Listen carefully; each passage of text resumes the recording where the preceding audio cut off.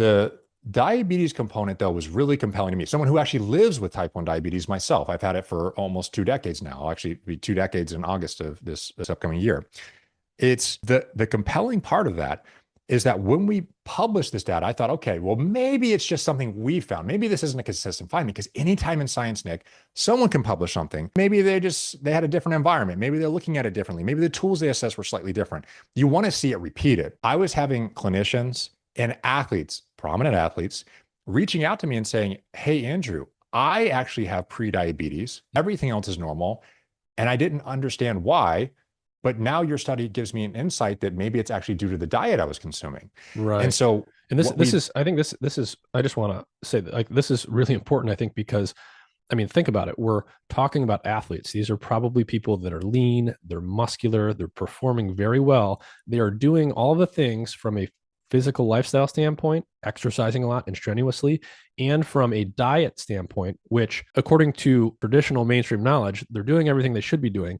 And yet you're saying they're showing signs of metabolic dysfunction in the form of what we call prediabetes. correct. I mean, there's actually a prominent athlete. You can actually look him up. His name's Lionel Sanders. He came out publicly and disclosed because he was consuming, I think, north of 1,000 grams of carbohydrates per hour, which at his activity level for the sports nutrition guidelines, he was within the sports nutrition guidelines. He was actually consuming the amount of carbohydrates aligned with sports nutrition guidelines for someone exercising as much as he was. And he developed prediabetes. He was feeling fatigued. He was having sleep issues. He wasn't recovering as well. He went to the doctor, got a blood test. Everything looked normal, but his blood sugar was elevated and he was in the prediabetes range. He shifted his diet, reduced the amount of ultra processed carbohydrates he was consuming, and his prediabetes resolved. He went on to win the Ironman World Champion afterwards.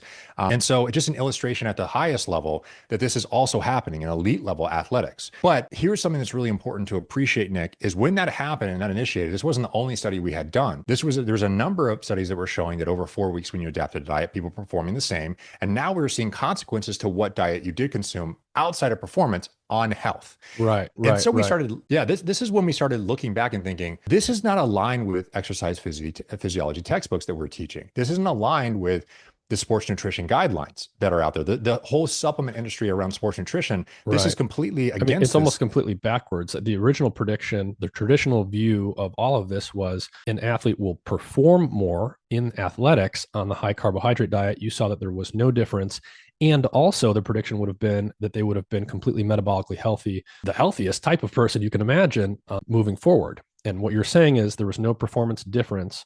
And also, at least some people were showing signs of metabolic dysfunction eventually Only on the high carb diet, when they on the high switched carb to the diet. very low carb, when they switched over to the very low carbohydrate diet, every single athlete had a reduction in glucose, and all of those in the prediabetes range all resolved prediabetes within days. It was rapid change that happened with shifting nutrition, which is completely aligned with how we know these nutritional strategies actually help correct things like diabetes in the general population. But it happened even faster. What was fascinating, though, is that we started to dig deeper because we're thinking this is not aligning with what we're seeing. And we controlled these studies. We did randomized controlled trials in the most controlled way you could possibly do it. Even to the point we're controlling body weight changes, calories, activity, all these different factors. Something's wrong. So let's look to over 100 years of evidence